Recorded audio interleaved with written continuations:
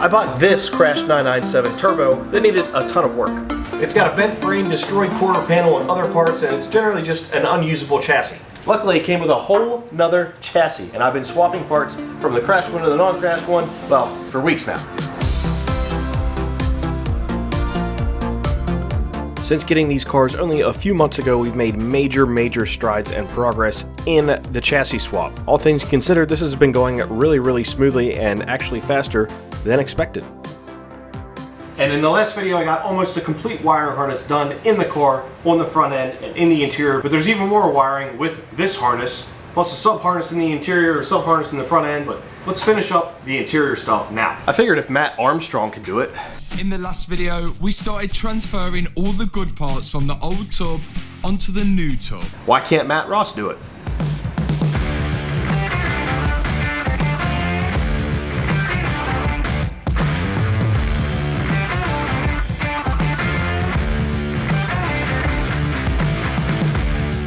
The dash wiring swap from the last video wasn't 100% done, so there are just a few more things I have to tidy up before moving on to the next project.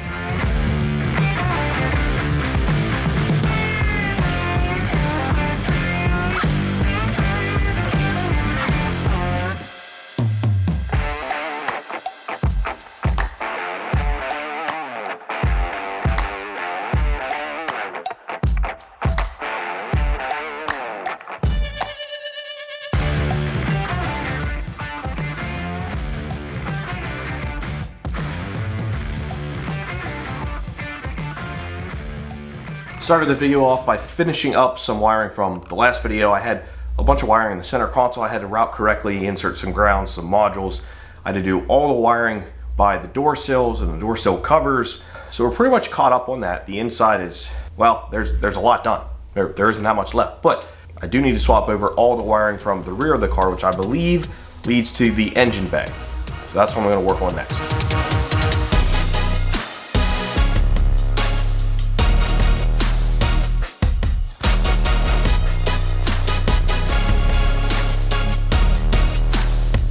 Now that everything wrapped up in here, the dash is essentially ready to install, which is really exciting and also really terrifying.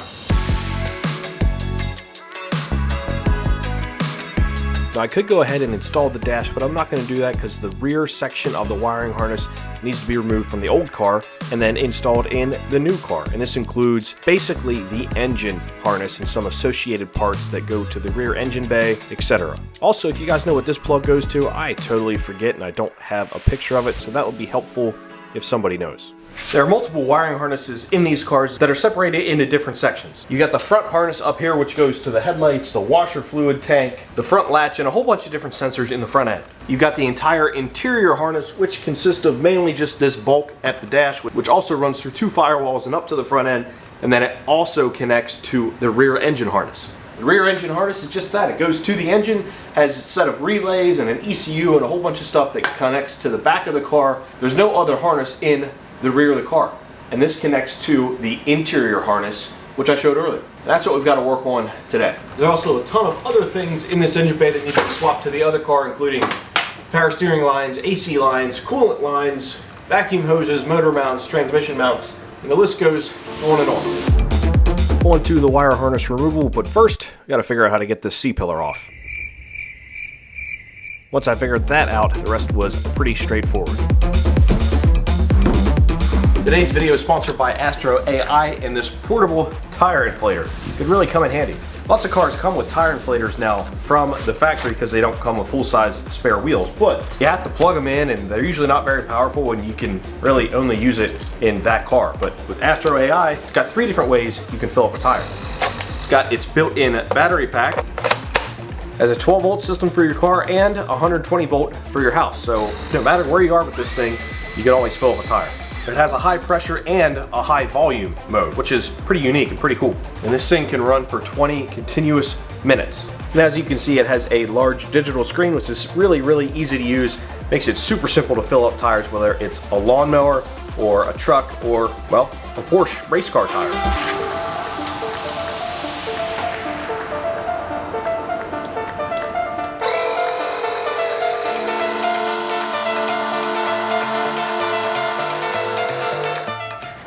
Just like that, tires fill up automatically to the PSI that you set. Couldn't be any easier. This is a really nifty tool. Big thanks to Astro AI for sponsoring this video. I'll have a link below so you can purchase your own.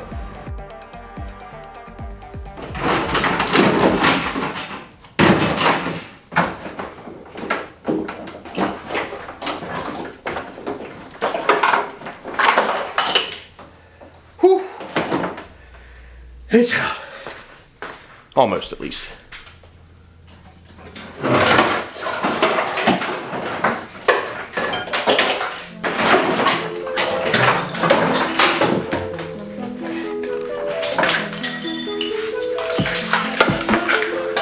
Wiring. Love wiring.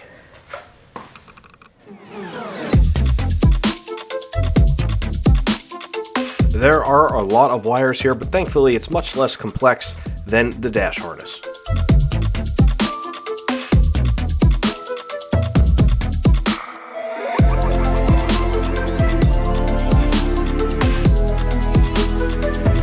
With it fully removed, it's time for the fun part, the install.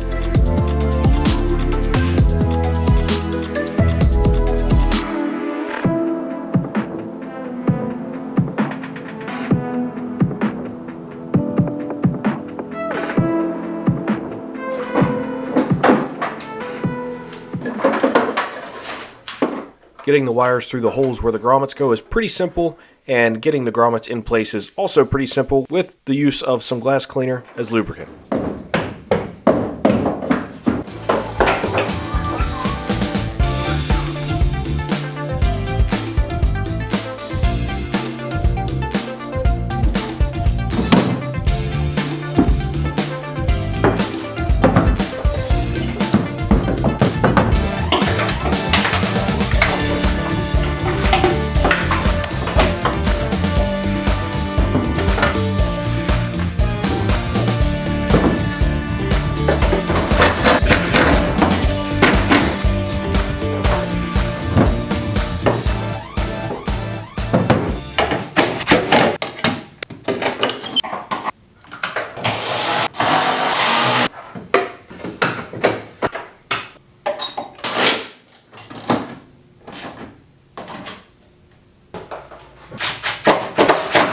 With the driver's side done, it was simply the same thing on the passenger side. This is a really easy harness to swap over, thankfully.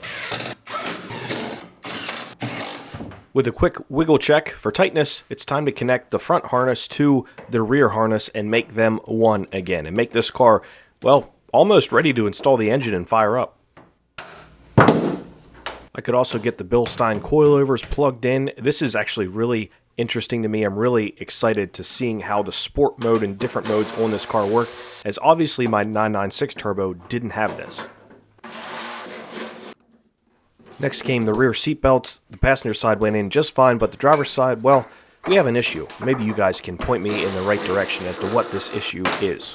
I think this one's locked up.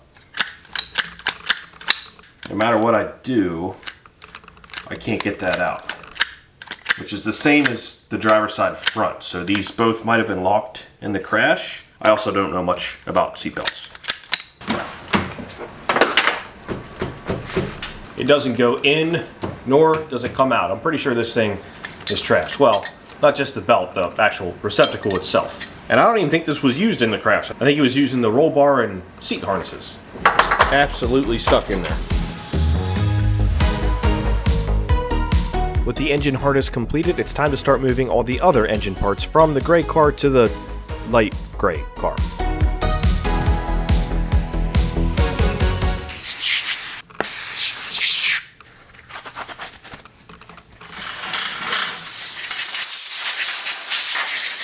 I started cleaning some of the swap parts with, of course, glass cleaner.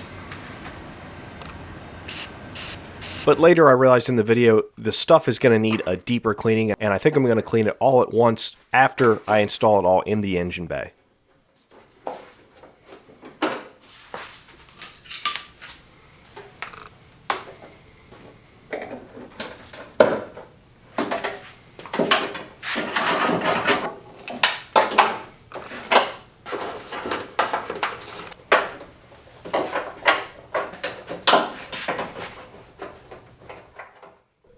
One of the first things to go in was the coolant tank bracket that actually holds the coolant tank in place. I also had to install one of the check valves on one of these hoses up at the top of the engine bay, and then I realized it was best to actually lift the car up because there's a lot of stuff I need to get access to underneath the front of it, the rear of it, the middle of it, all around it. So after jacking, it was time to lift the car up.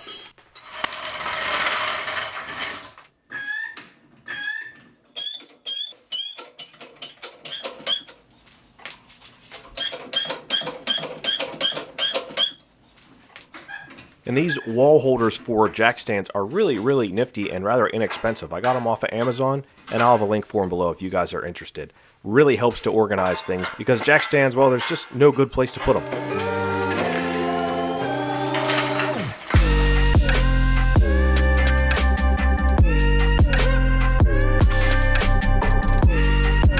I started by swapping the transmission brace over, followed by a series of coolant lines on the driver's side. Of course, I didn't realize there was still coolant in there, and I spilled it all over my crawler. Spilled coolant everywhere that I didn't know was in that pipe.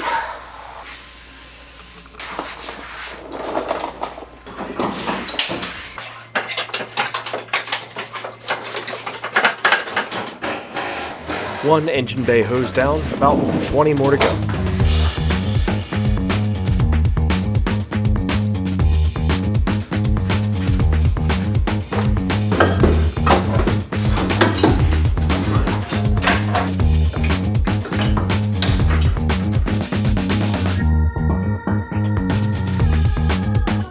Finished up with the driver's side, and then we moved over to the passenger side, which contains a couple more hoses, power steering lines, AC lines. It was a bit of a bear to get these parts swapped over, to be honest.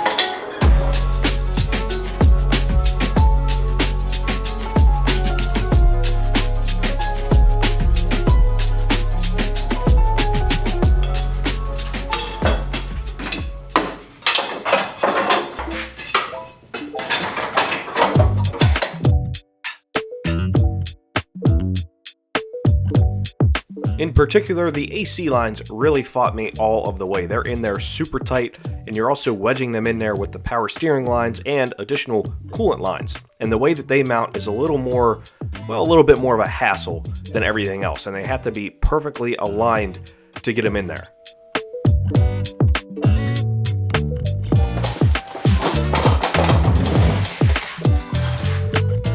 After the AC lines came the last large coolant line.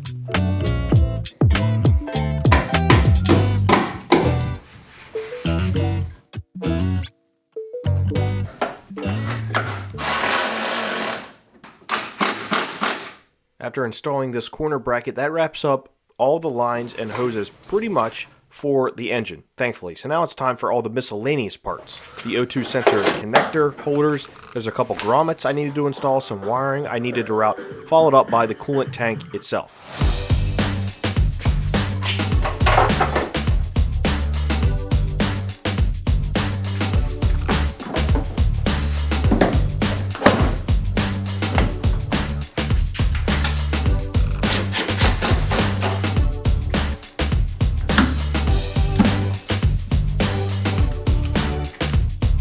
I know I said I was done with coolant lines, but I did find two more that I needed to install. The problem with these is there's a mount on them, and I'm not exactly sure where the mount mounts to. After messing with it for a while, I'm convinced that it mounts somehow to the transmission, but I'll find out once I get the engine and transmission in there. I also mounted the battery cable, installed some more grommets, and then sat back and stared at my work.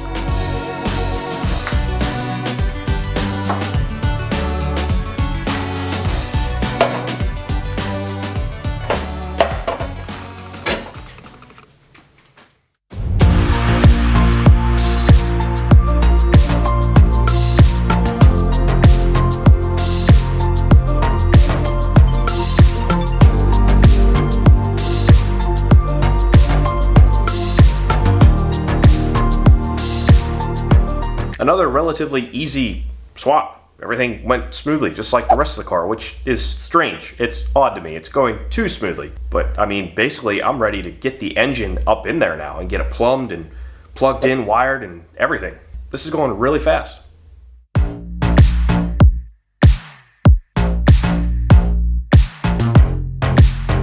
With that, we can call the wiring 90% done on this car. I still have that front sub harness, but I don't think that's going to take very long. I should be able to knock that out relatively quickly. But looking at the old car now, you can see just how bare it is with hardly anything remaining. And that's a good thing. That means the new car is nearing completion. Well, sort of.